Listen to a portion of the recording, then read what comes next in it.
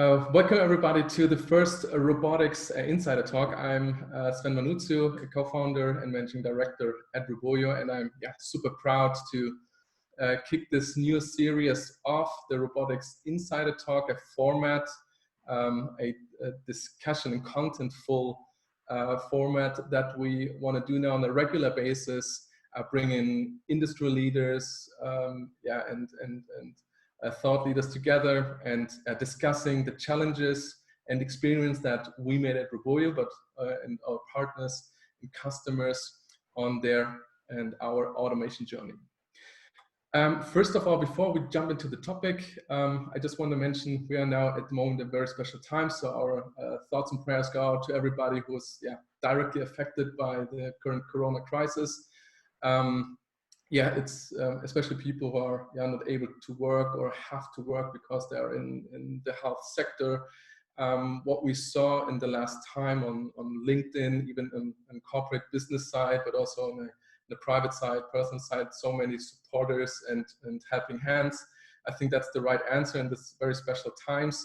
And we want to use also this format as kind of a creative way to use this time as good as possible and making the best out of it.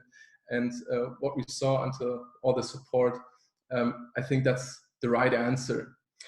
Coming now to the today's topics, please let me introduce the panel. I'm very proud to welcome Boris Krumsey, Global VP for automation innovation at UiPath. Boris and I personally, but UiPath and Roboyo, we have a long-year relationship, and it's great to have you here in this round, sharing your thoughts on hyper automation and the next big things and what's the future of RPA. And very looking forward to get your thoughts into the round. Second, I want to introduce Frank Schikora. Frank is our head of delivery at Roboyo and fresh crowned UiPath MVP.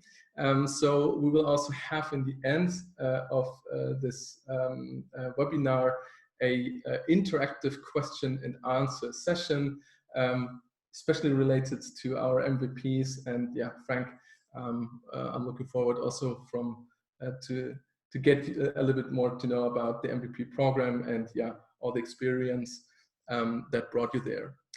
And last but absolutely not least, the most eloquent person at Roboyo, William Falcaro. He is our head of Roboyo USA, and he will cover the consultant perspective in our discussion.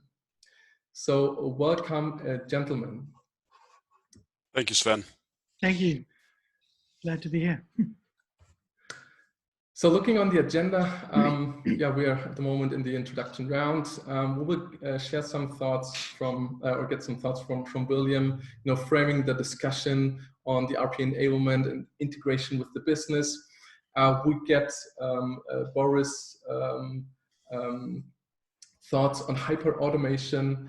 So this will cover approximately 10 to 12 minutes, and then we will focus in a fruitful discussion on the current challenges and the next steps that we see are important to have a successful automation journey. And then for the last 10 to 12 minutes, we will jump into the question and answer round. And prepare your questions, note them. I'm looking forward what you will throw into the discussion from your side. So that's from my side. And now, William, I will give you access to control the slides. And happy to get your thoughts on the automation journey. Well, thanks a lot, Sven. Appreciate that. And Boris and Frank, thanks for taking the time to be with us today. And thanks to all that are participating. It's an interesting time. So many of us find ourselves under restrictions for travel and movement. Having to shelter in place as appropriate. So glad you could make this call with us. Glad you could participate with us. I'd like to give you just a brief introduction to who Roboyo is as an organization. And then we'll follow up with a discussion, as Sven mentioned, about enablement. How do we begin this automation journey, and how do we keep in mind the end state, which is what Boris will cover later today, hyperautomation?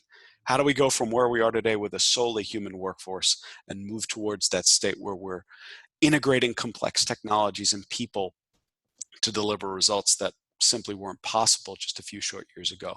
But as I mentioned, let's start with Roboyo. Our organization was founded in 2015 by leaders like Sven, who brought a deep level of experience in intelligent automation from their many experiences and background. And that's always been our focus, deep intelligent automation. So we're a full services consultancy and implementation firm dedicated solely to intelligent automation. Have been recognized with many of the world's most prestigious awards in the space. We are a global organization, though we're based in Nuremberg, Germany. We now have 6 fully integrated capability centers, providing our clients with a fully enabled global fulfillment network where we speak more than 20 languages. We've delivered trainings to support UiPath in more than 7, and we run the full gamut of services from consulting through implementation, hosted opportunities, training, as well as some proprietary resources that help catalyze the automation journey. So moving forward, I want to talk about integrating the digital and human workforce. If we think about the end state, if we start with the end in mind, where Boris will talk to us about hyperautomation, so many organizations are just beginning that journey, or they've began their intelligent automation journey and they might not have seen the success they wanted, or they're moving forward well, but might not have achieved the pace they're looking to achieve. And we firmly believe that to achieve that, to set the stage for radical growth, atomic growth, and really reach the point where hyperautomation is not just possible, but becomes an intrinsic part of how you operate your business, the basics still apply. Integrating people and the systems that make work happen are the fundamental keys to success. And for that, I think there's 3 big concepts I'd like us to focus on. Creating the environment for digital transformation, right? You have to set the stage for success to occur. Then building and deploying the proper automation function. You can't look at intelligent automation as a pet project or an interesting initiative, but rather it has to be critical to core on how you do the work you do. And then finally, you have to enable the integrated workforce. And when I say integrated workforce, I'm talking about our human operators and our digital workers. They can't be seen as distant or separated, but rather have to serve shoulder to shoulder, virtually as it might be, to deliver results. So I'm not going to belabor the words on the page, but if I were to think about success at creating the environment so digital transformation can occur, not as something speculative, not as something on a PowerPoint, but rather something that's intrinsic and functional for an organization, I think there are 3 big steps we have to consider. First, you've got to align with the proper executive support, and that doesn't mean sending out an email. That doesn't mean scheduling a meeting. That means finding the proper advocates who will work with you and give you their reputational and financial support to drive intelligent automation forward. That's the very first step. And in conjunction with those leaders, you've got to make sure to communicate a unifying message. Intelligent automation ranges from incredible and exciting to terrifying for many employees. So to communicate that successful unifying message where we can bring together humans and digital workers to deliver results like we haven't seen before, it's critical. And that enables you to move forward and build your coalition. This will not ever be a journey of one. I'm sure Boris could tell us that it doesn't start with one person. You know, UiPath started with 9 years ago, and now look where they are as a global leader in this intelligent automation and RPA space.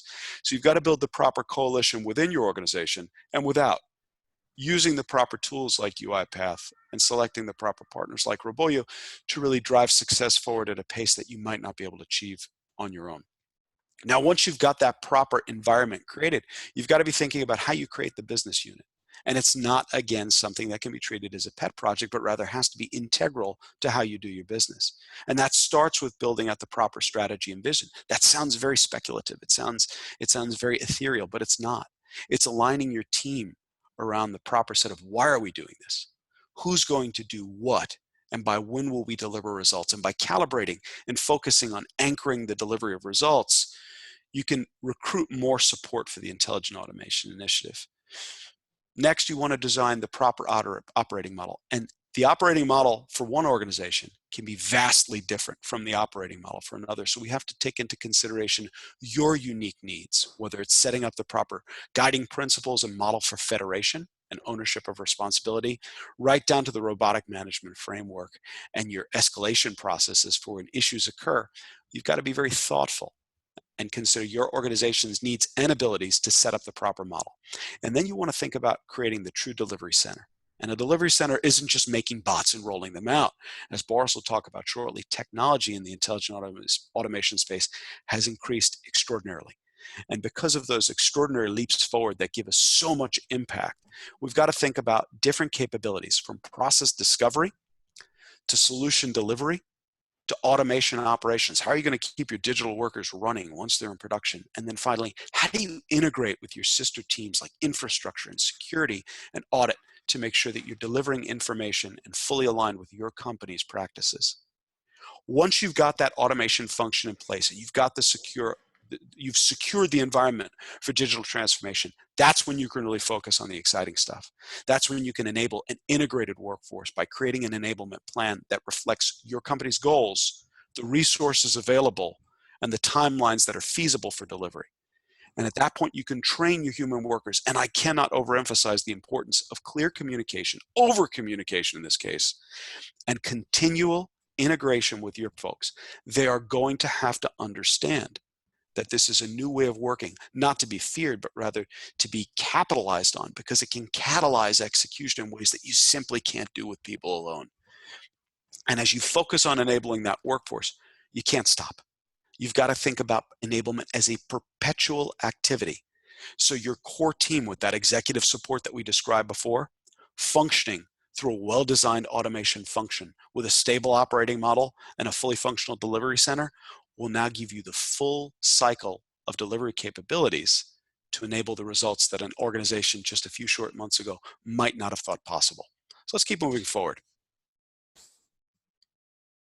And with that, I want to turn this over to Boris, an expert in the space, and certainly someone who can, a thought leader, and well beyond that title, who give us insight into not just where we are in setting the stage for growth, but where can we go in just a few short years. Thanks, Boris. Thanks, William. I hope you all can hear me, and I hope most of you, do know, who UiPath is. We are just briefly, we're the market leader in RPA, robotic process automation, not just by Gartner in the Magic Quadrant, but also by Forrester confirmed, and by independent reviews. We kind of are we could say, the fastest growing software company. So we're proud of having achieved this.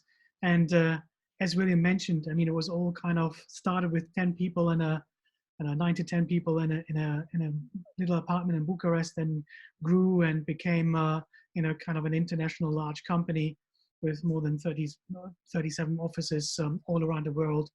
And it was because the demand was so vast for automating very quickly and making it able for business users who are not technical to actually see that some of their tedious tasks can be easily automated.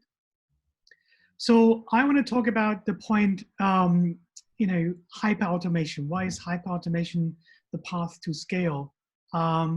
And whilst William has very correctly pointed out that all these key questions when you start your automation journey of thinking of how you get the right sponsorship, the executive sponsorship, how you kind of plan the whole communication, how you think about you're going to deliver in future your whole operations, having embedded and embraced automation. All these kind of factors are always the important ones, the soft skill ones you have to apply. However, from a kind of I would say from a technology vendor perspective, we were trying to think, what can we do to make the whole journey easier and more effective? So let me see whether I can you skip to the next slide? I think you can click now. No. Okay. So what we're seeing is when we now kind of been in the RPA market, and so when we're seeing more and more that certain kind of IT investments are happening in very particular key areas. So it happens, for example, in the cloud space. So although not everything has moved to the cloud, there's a kind of predominant development embracing the hybrid cloud concept, having on-prem and cloud. And there's a lot of kind of movement being more and more adopted also by the very, very big companies that we are dealing with. Then this whole concept of, of course, of AI, or say machine learning, deep learning, they're still very simple models without just have an input output, but they are basically still something that is, kind of very important to embrace, and particularly if you think of automation, where you can bring an action and a judgment together in one flow, is very, very powerful. Then we see movements around low code. How can you quickly, create an application to serve from a business agility perspective a particular business problem very quickly? And we see a lot of them, especially also coming from the mobile app world. And then there's RPA that really kind of is now easier to apply than even kind of the BPM type of programs that kind of require a little bit more transformational thinking and reuse designing and so forth, where in RPA you can actually move in far quicker to find an appropriate solution. So that's kind of a thing. And then we have process mining, because yes, you're looking at your business end-to-end process and realizing that actually, they are, although you're absolutely certain that you have defined a standard in operating, I don't know, your order to cash or purchase to pay or whatever it is, in the end of the day, when you then really look into the actual data, you realize that there are many more variants how actually it's being lived. And that's kind of something that process mining reveals and kind of visualizes by just plugging into the ERP system. And then based on the particular connector in the ERP system, they can visualize and can tell you how many different variants are there, how much really your process is standardized, or sometimes why certain things are actually an issue in terms of maybe related to the data, because, I don't know, the contract with that supplier has been running out and that's what kind of prolongs the process. All those things is something that you can basically identify with process mining. And how does RPA and process mining come together here? Well, if you think about it, so you could find a process that is ideal to automate, but in the end of the day, it could be that this process has so many variants and different variations of how it will work that even if you started, you could end up running in a rabbit hole and kind of not set the right expectations right from the beginning. So that's why process mining is so important around kind of risk mitigation. Then the whole area of business intelligence and analytics is a big area that also is relevant, also of course for the RPA area, because you want to get more insight now. Since you automated things, it's much easier to collect data around the performance of the process and actually see what you can optimize and how you can run it better.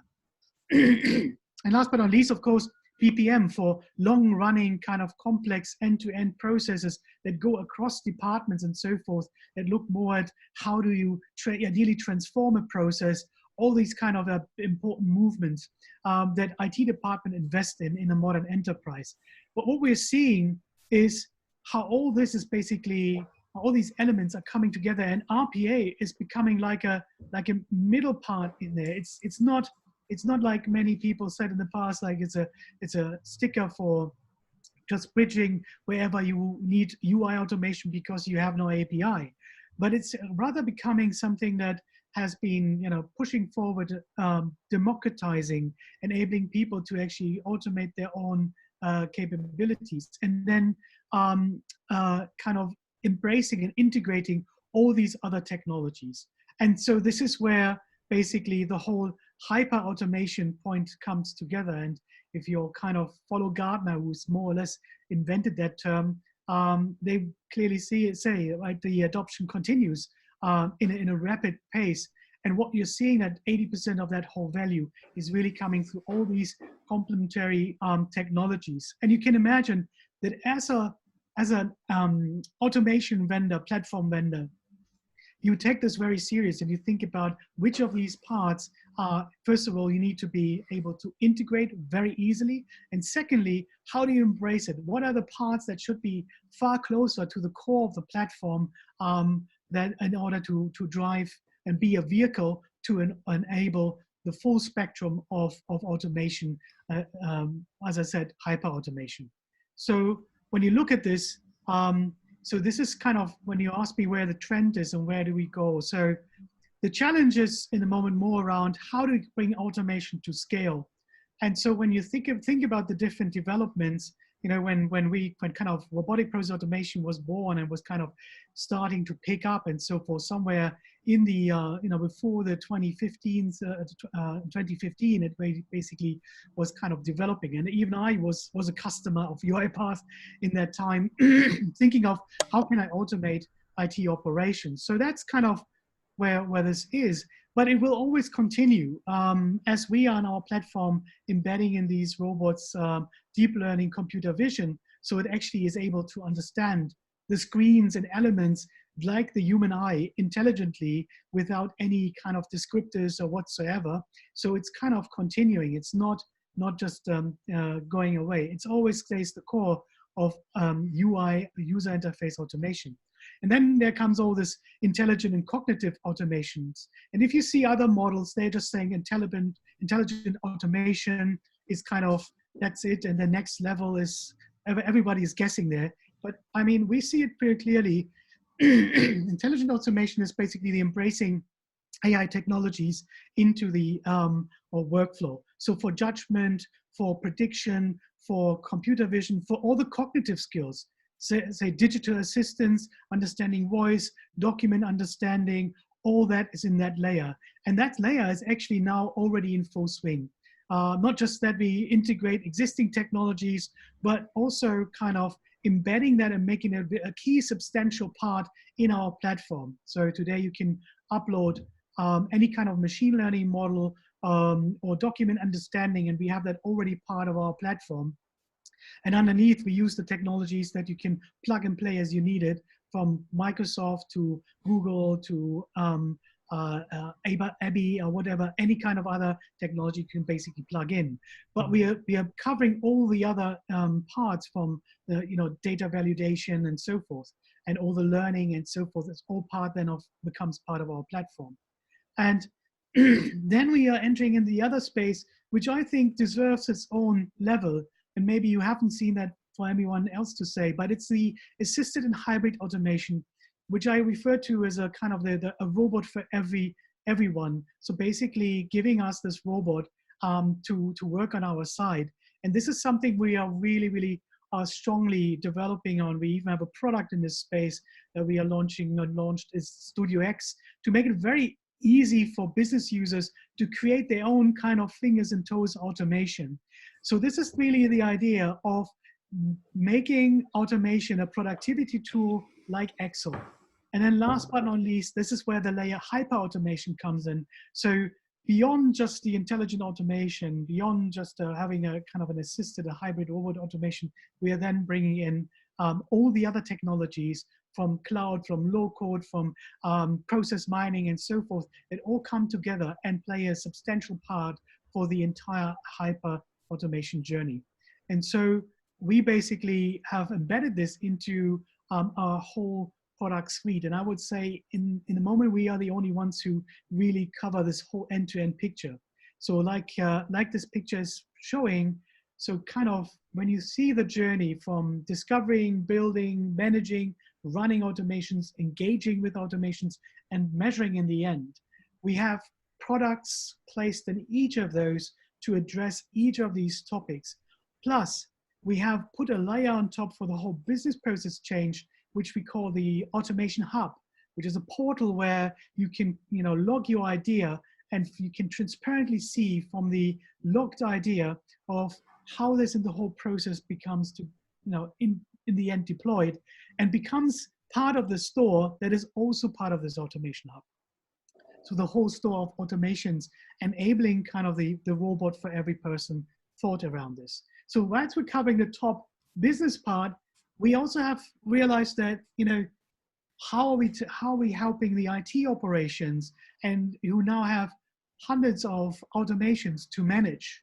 And in order to cover that, we also enter into the test automation space. So this is where we have specific products that we are going to launch that help kind of test automate and the test automation of the automations itself and of generally test automation from any kind of application. But by this we're also looking at how we can keep the maintenance low of automations and so forth as such. So this gives you a kind of a full holistic picture that we are covering from UiPath. And that kind of we see as the major differentiator of being ready for the whole hyper-automation process or model to come. And as you see, you have process mining in there, you have Action Center, which is always you're creating like an app on top of your automation. So it's by creating a meta layer on top of your applications underneath for your automation, and then even into the whole space of analytics. So we're really covering everything end to end. So over to you. Excellent. William, Boris, thank you very much for framing the discussion. It's a lot of information given here, and I'm quite sure we can't cover everything in this session. But I think it's also a lot of super interesting content for the next weeks and months. So jumping into the discussion, and maybe super good, important, Frank, getting you also as a very important leader at Roboyo into the discussion round.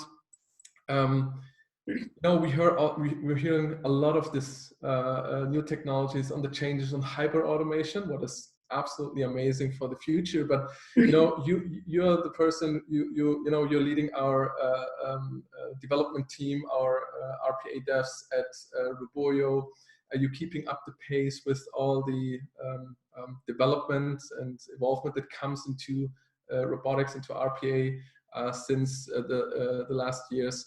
You enabled a lot of people at Roboyo, but you're also creating developer communities at the client side, enabling them also to do the automation by themselves. So what's your perspective when it comes to really bringing this, let's say, automation vision and strategies into into people? What are your best practices and what's your experience there? Yeah, so I think both William and Boris already made some important points there, and I think one of a sentence that encapsulates this really is think first and code second, which is kind of our motto, right? And I think the same goes for RPA initiatives, right? Like Boris said, when we are talking about RPA, we are talking about fast delivery cycles, right? We can build automations in weeks, maybe sometimes even in a week. But if you don't have a clear plan in mind, like William described, and if you don't have a clear methodology or governance around those processes, then it often happens that the RPA initiatives fizzle out a little bit, right? If we're going beyond the POC stage where it might be okay, right? Then you need to have a clear vision where you actually want to go, have a clear methodology in mind. This is the first thing when we're talking about building a community for a company, right? Have a clear methodology, have a clear governance to actually have quality gates to be sure of that you're delivering the correct and the quality of automations that is appropriate, right? This also then goes back to how to build the automations. This is the second part of it, right? When we're talking about where we want to go, right? We are not doing this, like Boris mentioned, this patchwork anymore, right? We're thinking end to end. We're building bigger processes, right? And there it is so important to reliable and robust automations, right? It is so important that we have 100% basically of the automations should work.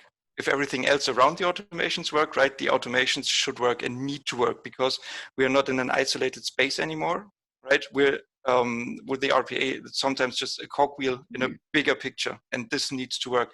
And this is so important: quality, quality, quality. At least for me, and this is what I always bring to the customers. Then, right? Especially when we're talking now about a bot for every person, right? Citizen developers.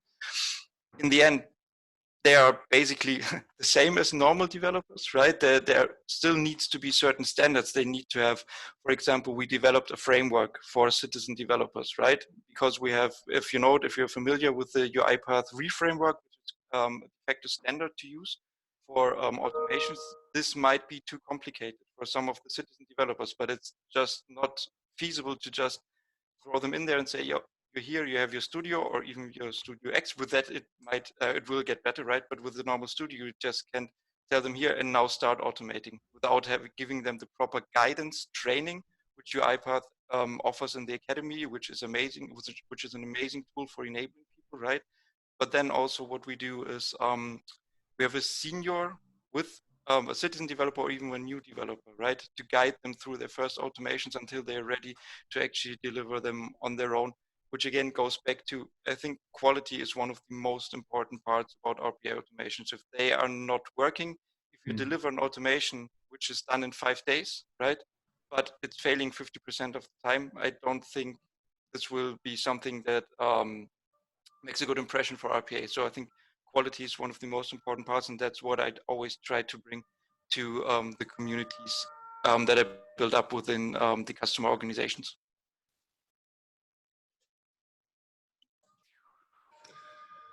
Yeah, that's a good point. Because especially when we talk about citizen developers, you need some kind of governance model, really assuring that also the right expectations are met. I think that's a very important piece of the story, especially.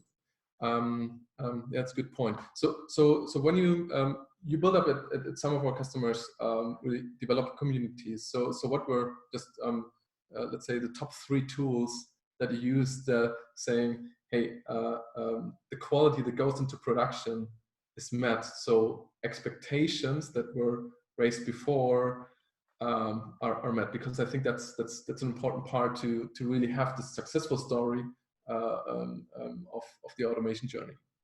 Absolutely. I think one of the most important parts which we did, which is not actually a tool, but we're talking about a community, and I think this is something UiPath embraced for a long time. So we always create a space for once where we meet in certain intervals to talk about the automations, right? To share ideas, problems. We create a space to communicate. This varies from customer to customer, right? It could be a Slack channel, it could be a Confluence page, something like this, which is, I think this is almost the most important part about it, right? Create a community which helps each other. And I think this is something that Boris can testify to. The community part is really something that drove UiPath forward, right? And I'm also using the forums so much at the moment, right? Participate there, get ideas from there. And I think this is also then an important part if you want to build out something, really a community at the customer side. Then when we're talking about more tools per se, it is super important when we're talking about methodology to actually have a tool to give structure to the development. Could be something like Jira. It does not really matter. It's just important that you have something in place to structure the development in the critical parts, so that you see where your automations actually stand. Could be done with the automation hub, could be done with different parts. And I think when we're talking about quality, this is something where we actually also have our own tool, which is called PETS, and which I always advocate also at customer sites, where you can upload your code and it gets checked against the best practices, which we were talking about before, right? And this is something that helps keep the quality high even before you actually do a manual code review, which is also a really important part to have in place. Frank, William. Sven, please. if you wouldn't mind me asking a question, Frank, you mentioned something before, and that's creating space and time, right? And I think that's so very important. How have you seen some of our clients be successful, right? Because if we think about the model that UiPath has created with the Go community, it's extraordinarily effective in allowing people to share. Are you starting to see clients where within their own structures, they're building their quasi-local Go communities? And how are we and how is UiPath helping them to accomplish that, again, to create that environment for digital transformation? I guess for the environment, I would give it over to Boris, but what we actually already started. So before with the UiPath, you already could create something like this, right? We have always had the structure of reusable workflows, right? And now with, I think it was beginning 18.3, with the library function, which makes it so much easier to actually share with new developers already created ideas and workflows in the end, right? This makes it so much easier. And I think, Boris, you can maybe talk a little bit more about the automation hub and how customers can use this one to further facilitate this. Yeah, that's very true. I mean, when we started the whole democratization approach by saying, you know, we'll launch UiPath Go, and you know, these are freely available code objects that you can kind of download, reuse freely, and we kind of opened it up to the community, and it was really growing. We see that that was really kind of a great accelerator. But then we tried to kind of see how we can help each customer individually, because we saw the need that they need that kind of library as well. So then we said, why don't we combine it all with the automation hub, which kind of covers the end-to-end process from the idea to the actual deployment. And secondly, also kind of have either like a UiPath Go, your own personal UiPath Go, where you can then, you know, submit your solution. It then goes to a predefined process in the portal. So people are not, you know, doesn't need to require to reinvent it. They can just assign the roles for the particular names for the particular roles that are there. And it will then follow the appropriate kind of predefined process to get it all kind of tested, secured, and so forth, and then deployed into the portal itself. And then any user can just browse on it and find, this is an automation I can use, and can kind of download it and then kind of install it locally, or they can download it and, you know, install it as an unattended robot. It's absolutely open to that, but it is just concealed within the company, so everyone can have its own repository of automations in a very nice way of going through a library of that. And hence also the other aspect that you're mentioning, it's all great that you kind of, from a business user, from a usage perspective, allow this. Also from a technical perspective, being able to, you know, create packages, deploy packages, and making those reusable. That was all part of our strategy for getting prepared for scale.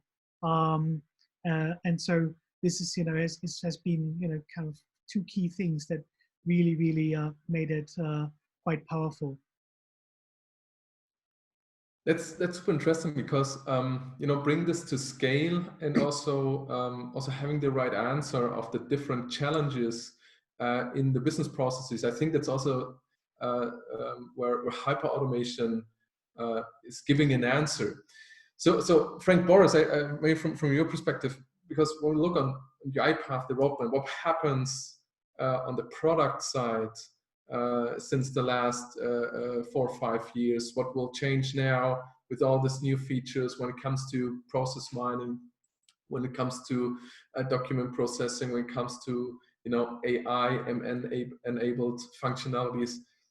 How do you let's say cope with this rapid innovation also by yourself, in one hand, to also delivering it in the end successfully to the client? It's a very interesting point.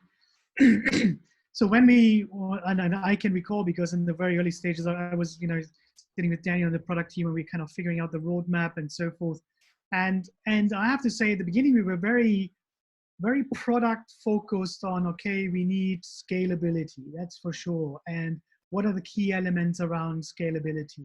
And we need capability in terms of AI, machine learning, and yeah, we need to think about, you know, process understanding, but how do we integrate that? So the vision that you do a recording, or you kind of, that the system will generate its own automation, that vision is still there, and we're really working towards it as well. So from a capability perspective, and then from the agility perspective, how can we make it easier, better to integrate, you know, easier to apply for the business? So you could say all these principles are, you know, we were quite right putting them out in these kind of tracks. But what I'm seeing now, and it's really also reflected in our company itself that grown so much, in the sense of we have now so much expertise in the company. So now we can actually go further and embrace the entire end-to-end process, from implementation, from discovery, all the things that, you know, people who have been doing digital transformation were always looking at and needing. saying, oh, we need a BPM system here, or we need process mining here, and so forth. But now we can kind of look at this and embrace this far more, and kind of design the product beyond just the kind of core of automation as such, of UI automation, or even beyond core of AI or machine learning capabilities. And so that's kind of a great place to be. And having the team that has expertise in this and expands this portfolio is quite powerful. But just to be assured, I mean, to all our technology partners, I mean, we're not going to reinvent or copy whatever here. This is really always going to be an open platform. There are just certain things that we realized, like in the AI space, that need to be more embedded, like the uploading of any kind of machine code and then executing that in our engine, in our platform, so that data scientists don't need to think about how should they configure the Dockers or infrastructure environment to run their machine learning model. So those kind of things, and being very tightly integrated into our platform, that's something that we're definitely targeting.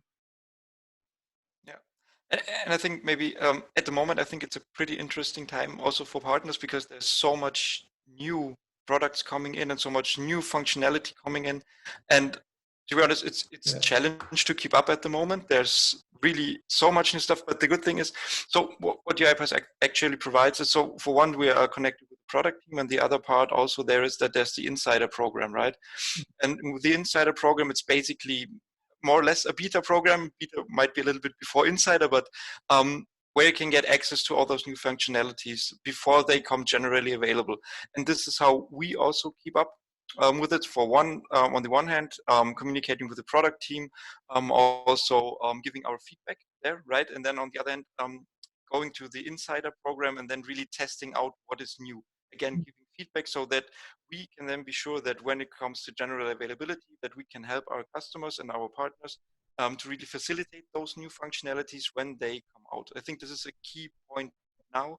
And this is something that really needs to be embraced, because there's so much new functionality, like I said, coming in, which is so amazing, that it should be used, and it would be really a shame, right, if this potential would go wasted because there's not enough knowledge out there, right? And I think this is really important part, to get to understand what actually comes there and how to utilize it correctly to facilitate the scaling, right? Because I think this is, again, what we talked about, where we want to go.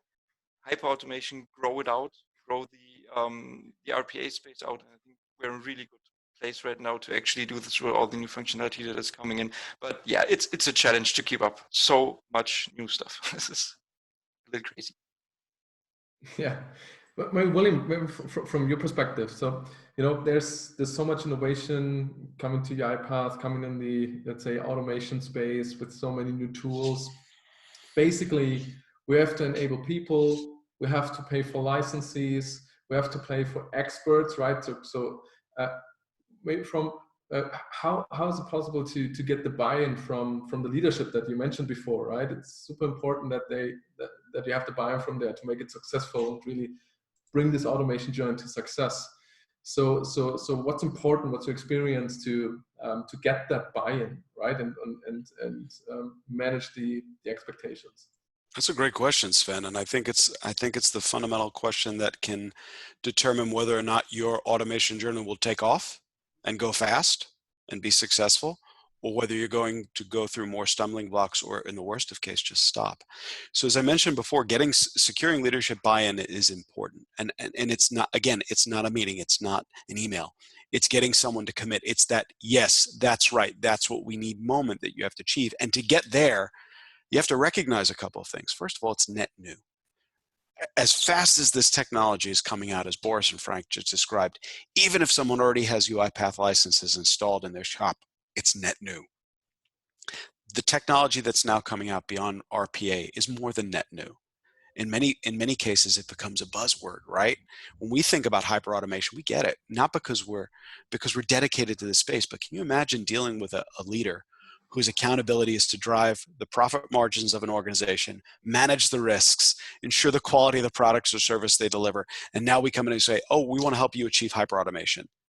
How do you bridge that gap between a word and a concept and then an intrinsic behavior that an executive can say, yes, we need that, and here's what we're going to do to get there. So I think recognizing it's net new, recognizing that because it's net new, it inspires fear, because change always does, and that it doesn't matter the level. You can be speaking to a CEO of a Fortune 10 company, or you can be speaking to the owner of a smaller mid-sized business, where I think there's extraordinary opportunity for UiPath and partners to add scale and impact, right? They're going to experience the fear of change. So I think first and foremost, it's engaging with those leaders from the start and understanding where their goals are. Automation goals can't be separate from business goals. They have to be catalysts for the achievement of business goals. And the minute we move that where they come into alignment, where you're now a catalyst and not independent of a goal, I think we can drive better success. It also allows us as technologists and experienced business partners to say, yeah, we get what you're looking for, and now we can help you build the roadmap that's fit for your organization. So now that we've got that understanding, it's dialing into the needs of that organization. And it's not just sector specific. It's easy to say, well, a banking firm doesn't need what an automotive engineering firm does, or a global manufacturer of kitchen and bath goods needs. No, they do. Those processes go across the verticals. The need sets are common, but the requirements at a given organization can be so unique. We have to take the knowledge we've built and the technology that UiPath provides and now really dial into what a company needs. So now that you've got executive buy-in and you understand what the company needs are and can build that roadmap, then you've got to create the clear cadence of communication that facilitates execution. It's very easy to jump forward and say, get it done. We've all worked long nights. We've all been present. We've all pulled off those projects at the last minute. That's not the goal. Creating the clear communication from the executive level down and working through the organization and making sure that you're consistently communicating, I think that's a true lever. And it's an undervalued one, right? Over communicate in this case, constantly be listening, tying back to the business goals. I think that creates the space so that success with automation can occur. The technology will do its work on its own. Hope that makes sense, Sven. Yeah, I totally agree. And I think also what's great on this whole RPA journey is also that, pointing out the business value is something that's possible. You don't have to be too creative to do it, and also to deliver it in the end. And also maybe connecting to what Frank said, right?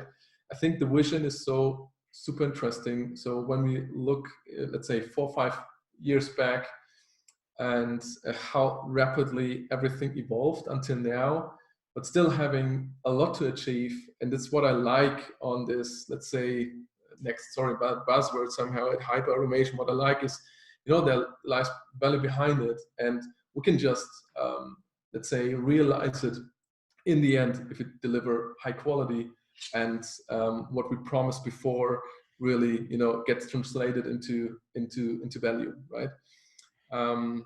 I think that's maybe, great. Yeah, quite happy sorry, Boris, go ahead. Yeah, that the term hyper automation was not invented by us. It was basically Gartner introducing it. Yeah. And you are quite right. These buzzwords, but in a few years, no one is going to talk about intelligent automation, because was there ever stupid automation? I mean, that's a great point.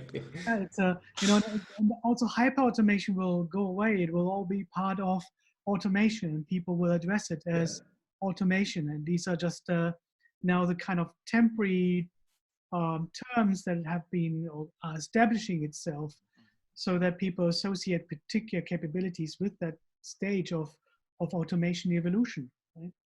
I think that's true, and I think also, Boris, the point you make is valid. I think also it's with such speed. I mean, look at what UiPath is bringing to market now. Look at what partners are learning to help, like Roboyo, learning to help deliver for UiPath to clients across the world. Think about where we'll be in 12 months, right? Where these concepts and the frameworks, where we're now taking process mining and making it a very valid, executable function. And then we think about, how do you take end to end from practices and procedures all the way through technology like the Automation Hub? How do you take end to end an idea from genesis to delivery? That needs to become just part of what we do and how we do it. And I think that the speed of change makes that ever more exciting, right?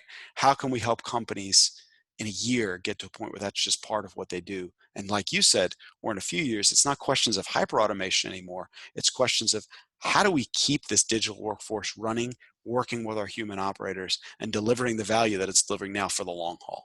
I think that's the most exciting part of this whole journey.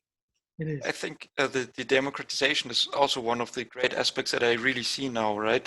Where we bring this to people who might not ordinarily be part of the digitalization part, right, of the digital transformation, right? And we can really bring those in, right? And then when we're talking about fear, right, like you said, William, this is also a big factor for me, where we can say, no need for it, right? You can be part of it. And I think this is an amazing opportunity and also an amazing message, which is not just a message, but it's true, right? Guys, gentlemen, we have 5 minutes to go according to the schedule. So I think one lesson learned from this great session, thank you so far until now for the great discussion, the presentation, is that we need a timekeeper. But really, guys, thank you very much for all your thoughts. And let's have a short but crisp and very nice question answer round. And for the audience, everybody of the attendance, you can put your question in Zoom. So feel free to do it. I'm looking forward to your questions. Open now. And the first question, maybe until we receive something, I have for Frank. And really, it's about the strategy, the vision. It is something where we also speak about and we're striving for, and that's great and that's good. But I really love also to bring things, sometimes you have to make your hands dirty, you have to have things done. A very operational question to Frank. So when it comes to RPA developers, what are the top, 1, 2, 3, 4, 5 top tools that you're using and you think every RPA developer needs to be more efficient and make his or her life easier? So that is a really good question, because in the end, what I strive more and more for, what I see more and more, is that when we're talking about the UiPath Studio, it gives you more and more ability to really not go outside of it anymore, right? At some point, you needed to go to the internet for maybe regex stuff, right? If you want to check that, this is now included. We have a really great debugger, which is also something that, right?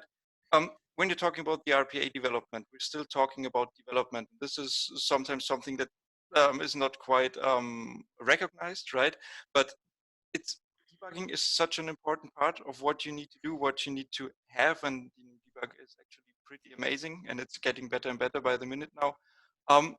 Then also, I think, to be honest, one of the most important tools I use is the UiPath forum.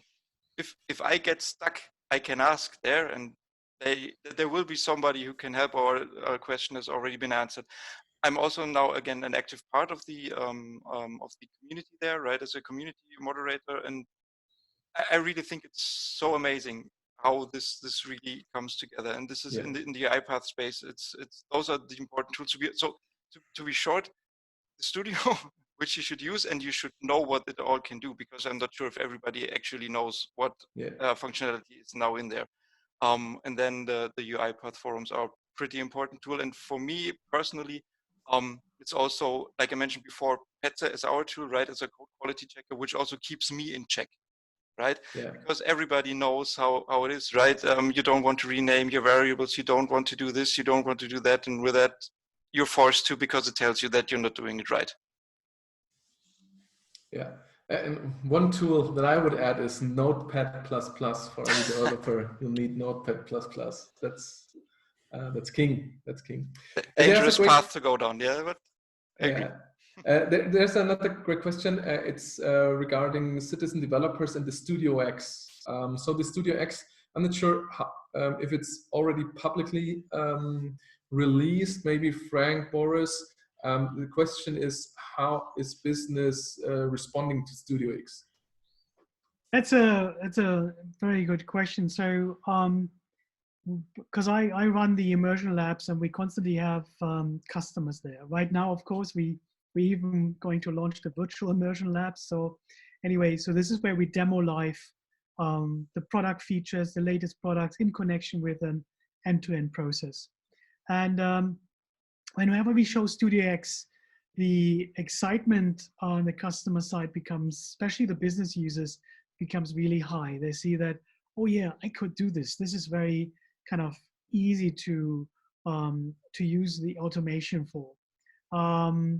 And so there is kind of an excitement on the business user side, but then as soon as you have some IT people in the room, they're kind of saying, oh, how is that going to work with the compliance, right? I mean, if the guys are, you know, from a risk perspective and so forth. And so because it's kind of straightforward, the same, it's just a kind of an easier way of doing that. You need those kind of tools, like you mentioned, Petze, right? We're saying it in German properly. But these tools are exactly those things. Or well, we have a workflow analyzer, which is, you know, part of our solution, to help you exactly to kind of, even if you do it with Studio X, to make sure that you're, you know, also fully compliant. And the other aspect is, if you talk to kind of the big GSIs, they look at it and say, nah, you know, you can't give everything to the business users to create themselves. It's, ooh, you know, so they don't like the idea as well, but we're clearly saying, this is for the fingers and toes people are doing. This is for the, you know, it's like the Excel sheets and the Excels that people are using to help them in their daily job. So we're not trying to, you know, realize the entire complex end-to-end process or so forth by using Studio X. It's really kind of for the small applications. So the whole point is, yes, there's absolute excitement. Yes, there's also thought around how can we ensure compliance, which is a problem generally in the kind of citizen developer model, which we also address. Yeah. And yes, it's really designed for the fingers and toes kind of simple automations that people use in their, you know, daily operations that are very fairly repetitive. You know, helping, Right. I agree, Boris, and I found helping clients understand that difference. Like you said, the fingers and toes, the task automation versus the true end-to-end process automation, that immediately allows you to demystify it, right? We're not talking about transforming your organizational from the top down, but rather bottom up. This person needs help doing these 3 tasks every day. Free up that time for them. This operator needs help with this task, and if you do, you give them 8 hours a week back. By approaching it from that side, you can let those partners across the different functions, especially in compliance and control, see we're doing just what we do today, but doing it better, faster, smarter. Yeah. And if we have more people doing things better, faster, smarter, A, we get lift, but B, we can see where the real problems lie, and that's where you can exert influence from compliance and control perspectives. Absolutely. And I think one important point to mention there is also, we're not letting everything run around rampant, right? Correct. There's still, like I mentioned, there's still a methodology behind it. There's still a governance behind it, or there should be, right? And then I think then these discussions don't need to be had, right? Discussions, yes, but I think we have clear answers to that, right? It's not like everybody will be just running around doing whatever they want. Oh, absolutely. And I think also it comes case. back to, you know, technology doesn't solve a process problem. Technology lets you do things better, faster, smarter. So, and it gives you ways to approach things that you didn't have before, but building out the right strategy, getting the right stakeholders aligned, and then building the operating model, rolling up the sleeves and taking the time to say, who's got accountability for what? What's the degree of control we do offer? What's that degree of federation? Some companies need more than others. What are those upper bounds, lower bounds, so you can give people freedom within that space? I think that's by taking the time to build the proper operating model as part of building out your company's automation function, you can set that framework in place and the connectivity with sister functions that will let you go farther, faster. Yeah. Maybe just before we wrap up, there's one other very interesting question.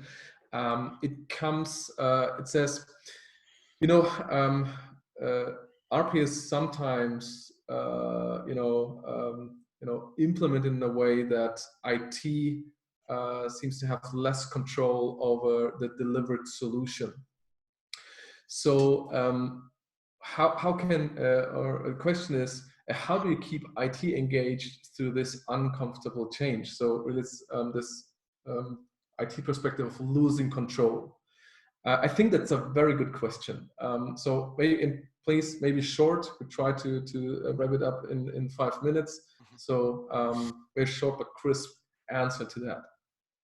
If you don't mind, I'll jump in and say there's 3 words. Yeah. Early, frequently, and transparently. True. Get to IT early. They're not an afterthought. Just because you can operate independently with this technology doesn't mean you should. So Yes. connect with IT early. Put it on the table, right? Let them see the vision, let them see the capabilities, and let them see where there are gaps so you can solve it together, right? Frequently, keep them at the table. They need to be part of your core team. And then transparently, always expose every bit of information to them. You know, UiPath offers great technology tips and tools. You get guys like Frank who are experts. Get them together, expose that information, and share it. And I think by early, frequently, and transparently, I think you have a higher degree of success. Yeah. Absolutely. No, I think, and especially, yeah, Frank, please. Especially if we're talking about, again, the methodology. I'm sorry to come back to that, but if you show also IT that this is not some rogue IT you're building up, right? This is a real initiative. This is really something that has merit behind it, right? This is so important. And then almost every question can always be solved, be it from security, from an audit perspective. There's always something there. We can have roles so deep, you won't believe it, right? There's everything you can do to solve the questions that are most often asked in this case, and where they say, yeah, but this RPA, is this really, yeah, it is a real technology, it's a real enterprise technology. We can fit it to whatever the needs are. So yeah, I would agree. And I think now also coming back here to this, you need a proper delivery and operation model with a clear governance, with also a governance that can be implemented and that can be, let's say, operationalized. I think this is also why we basically developed PetSim, right? This is also why we are UiPath partner, because UiPath is not covering, let's say, 80% of what you need. You know, you can get to the 100% to really create a really sustainable enterprise and scaling automation platform. And I think also maybe come back or somehow, you know, you need to have high quality at some pace. You have to make smart steps, right? But you need to deliver quality in the end. And sometimes, you know, when there's, let's say, too much hype in this, right? It can get to a boomerang somehow. So really having a good job getting the buy-in, setting up the automation platform with all the stakeholders properly, and also implementing it in a way that it can scale, right? With a strong governance framework on it that can also scale. I think that's a very important thing, and also, working together, right? Without that, I think it gets never successful. Yeah, IT always has the fear that there's shadow IT coming around the corner, and so they're kind of, ooh, go away. But no, this is part of, like you rightly say, part of the change management, you know, journey and build out that you need to address from that perspective. But what we also did, and this is why we entering in this space for IT departments in a sense of introducing test automation, right? Because that now in that space, that's where IT is predominant, and they immediately get that they can do actually far more for their work with this part of UiPath product suite that helps them significantly. So this is why we're actually entering in this space as well. So true. That's so excellent. True. Gentlemen, thank you very much for your participation. Thank you for everybody attending to this webinar. Before we close the session, let me quickly give you a hint for our next Build Your Own bot session. So one thing is, there is this big hyper automation word, right? This buzzwords, this great visions, this value that we want to communicate and deliver in the end. But sometimes it's good to really, let's say, move away all the slides, all the buzzwords, all the hype, right? And just getting your hands dirty. So we offer in the next weeks and months free Build Your Own Bot sessions. So you will be with a really very proficient and very experienced trainer built with your UiPath Studio, the newest version, your first and own successful bot. So just follow us on LinkedIn. You can also inform yourself in the newsletter. So the next 3 dates is the 2nd of April, the 8th and the 15th. So just register for it. We will also offer more sessions in the next time. You're very welcome to really get your real life experience with your first bot. And again, thank you very much everybody for your attendance. Thanks again, Boris, William, Frank, for sharing your expertise, and maybe also one request to everybody. If you have feedback for this format, if you have feedback for the session, we're really looking forward. This was our first session, and we're looking forward also to kick off the next ones. So very happy to get your opinion and your suggestions if you have one. So have a great day, have a great time. Thank you very much again, and talk to you soon. Bye bye. That's all. Thank you. Thank you, everybody. Take care. Bye bye.